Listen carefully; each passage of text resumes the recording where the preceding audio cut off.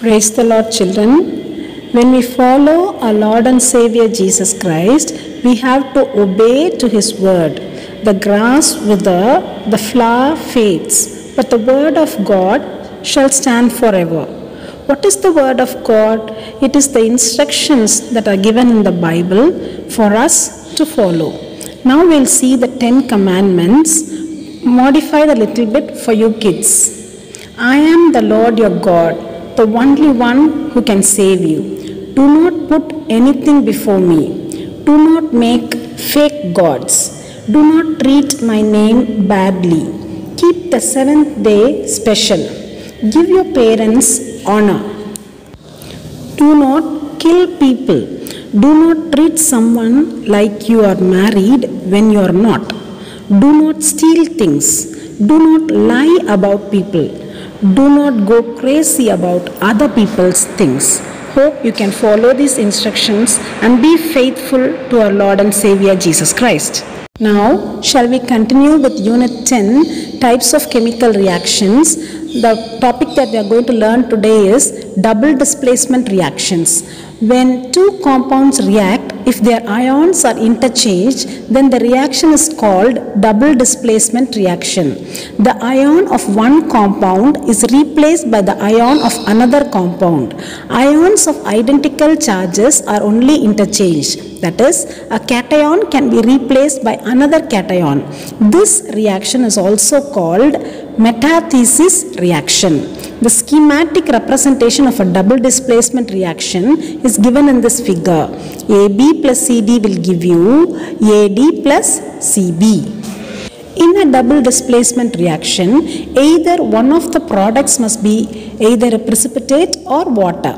By this way, there are major classes of double displacement reactions. The first one that we are going to learn is about precipitation reactions. Precipitation reactions, when aqueous solutions of two compounds are mixed, if they react to form an insoluble compound and a soluble compound, then it is called precipitation reaction, because the insoluble compound formed as one of the products is a precipitate, and hence the reaction is so called. When the clear aqueous solutions of potassium iodide and lead 2 nitrate are mixed, a double displacement reaction takes place between them. PbNO3 twice in aqueous plus 2Ki aqueous will give you PbI2 solid, that is the precipitate, plus 2KNO3 aqueous. Potassium and lead displace or replace one another and form a yellow precipitate of lead 2 iodide as shown in the figure. In the activity given in your book, you are asked to take a pinch of silver nitrate crystals. Here in this picture, they are showing you a solution of silver nitrate to which tap water or salt water is added. When this is added, you can see that a white precipitate is formed, something like a curd. Okay, now we move on into neutralization reaction. In your lower classes, you have learned the reaction between an acid and a base. It is another type of displacement reaction in which the acid reacts with the base to form a salt and water. It is called neutralization reaction, as both acid and base neutralize each other. Reaction of sodium hydroxide with hydrochloric acid is a typical neutralization reaction. Here, sodium replaces hydrogen from hydrochloric acid, forming sodium chloride, a neutral soluble salt. NaOH aqueous plus HCl aqueous will give you NaCl aqueous plus H2O liquid. Similarly, when ammonium hydroxide reacts with nitric acid, it forms ammonium nitrate and water. HNO3 aqueous plus NH4OH aqueous will give you NH4NO3 aqueous plus H2O liquid.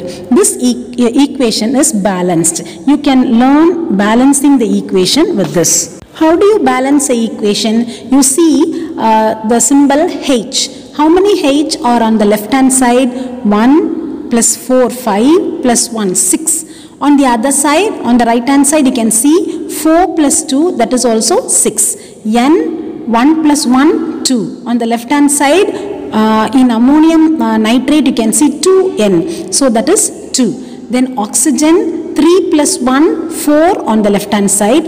On the right hand side also 3 plus 1, 4. So this equation is balanced. If the elements are not balanced, you can put a number before the formulae. That is how you balance a equation. Now we move on into combustion reactions. A combustion reaction is one in which the reactant rapidly combines with oxygen to form one or more oxides and energy, that is heat. So in combustion reactions, one of the reactants must be oxygen. Combustion reactions are majorly used as heat energy sources in many of our day-to-day activities. For instance, we use LPG gas for domestic cooking purposes. We get heat and flame from LPG gas by its combustion reaction of its constituent gases. LPG is a mixture of hydrocarbon gases like propane, butane, propylene, etc. All these hydrocarbons burn with oxygen to form carbon dioxide and water. The example given in your book is C3H8 gas, that is propane gas, plus 5O2 gas will give you 3CO2 gas plus 4H2O gas plus heat. Since heat is evolved, it is an exothermic reaction as oxygen is added. It is also an oxidation. So combustion may be called as an exothermic oxidation. If a flame is formed as shown in the figure, then it is called burning. Now we will see the differences between combination and decomposition reactions. Combination reaction, one or more reactants combine to form a single product. Decomposition reaction, a single reactant is decomposed to form one or more products. Energy is released in combination reactions and energy is absorbed in decomposition reactions. Elements or compounds may be the reactants in combination reactions and single compound is the reactant in the decomposition reactions. Classification based on the direction of the reaction. You know that innumerable changes occur every day around us. Are all they permanent? For example, liquid water freezes into ice, but then ice melts into liquid water. In other words, freezing is reversed. So it is not a permanent change. Moreover, it is a physical change. Physical changes can be reversed easily. Can chemical changes be reversed? Can the products be converted into reactants? Let us consider the burning of a wood. The carbon compounds present in the wood are burnt into carbon dioxide, gas and water.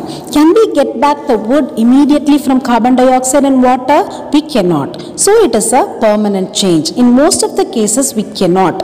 But some chemical reactions can be reversed. Our mobile phone gets energy from its lithium-ion battery by chemical reactions. It is called discharging. On recharging the mobile, these chemical reactions are reversed. Thus, chemical reactions may be reversed under suitable conditions. Hence, they are grouped into two categories such as reversible and irreversible reactions. Reversible reactions. A reversible reaction is a reaction in which the products can be converted back to the reactants. A reversible reaction is represented by a double arrow with their heads in the direction opposite to each other. Thus, a reversible reaction can be represented by the following equation. AB, reversible reaction, A plus B. Here, the compound AB undergoes decomposition to form the products A and B. It is the forward reaction. As soon as the products are formed, they combine together to form AB. It is the backward reaction. So, the reaction takes place in both the directions. Do you think then that no products are formed in the forced reaction? If you think so, you are wrong, because even though the reaction takes place in both the directions, at the initial stage the rates of these reactions are not equal. Consider the following decomposition reaction of phosphorus pentachloride into phosphorus trichloride and chlorine. PCl5 gas, reversible reaction, PCl3 gas plus Cl2 gas. The forward reaction is the decomposition of PCl5 and the backward reaction is the combination of PCl3 and Cl2. Initially, the forward reaction proceeds faster than the backward reaction. After some time, the speed of both the reactions become equal. So, PCl5 cannot be completely converted into the products as the reaction is reversed. It is a reversible reaction. The actual measurements of the given reaction show the reaction at is at equilibrium, but the amount of PCl5 is more than that of PCl3 and Cl2. Thus, more amount of products can be obtained in a reversible reaction by the periodical removal of one of the products or the periodical addition of the reactants. Now we will see the example of hydrogen peroxide. The forward reaction is shown here. 2H2O2 will give you 2H2O plus O2. This is the backward reaction. 2H2O plus O2 will give you 2H2O. So it is a reversible reaction. So 2H2O O2 aqueous reversible reaction will give you 2H2O liquid plus O2 gas. Now we move on into irreversible reactions. The reaction that cannot be reversed is called irreversible reaction. The irreversible reactions are unidirectional, that is, they take place only in the forward direction. Consider the combustion of coal into carbon dioxide and water. C, that is the coal solid plus O2 gas will give you CO2 gas plus heat. In this reaction, solid coal burns with oxygen and gets converted into carbon dioxide, gas and water. As the product is a gas, as soon as it is formed, it escapes out of the reaction container. It is extremely hard to decompose a gas into a solid. Thus, the backward reaction is not possible in this case. So, it is an irreversible reaction. Now, in our book, the table 10.2 provides the main differences between a reversible and an irreversible reaction. Reversible reactions, it can be reversed under suitable condition. Irreversible reactions cannot be reversed. Reversible reactions are both forward and backward reactions that take place simultaneously. Irreversible reactions, it is unidirectional, it proceeds only in forward direction. Reversible reactions, it attains equilibrium. Irreversible reactions, equilibrium is not attained. Reversible, the reactants cannot be converted completely into products. Irreversible, the reactants can be completely converted into products. Reversible, it is relatively slow. Irreversible, it is fast. Thank you.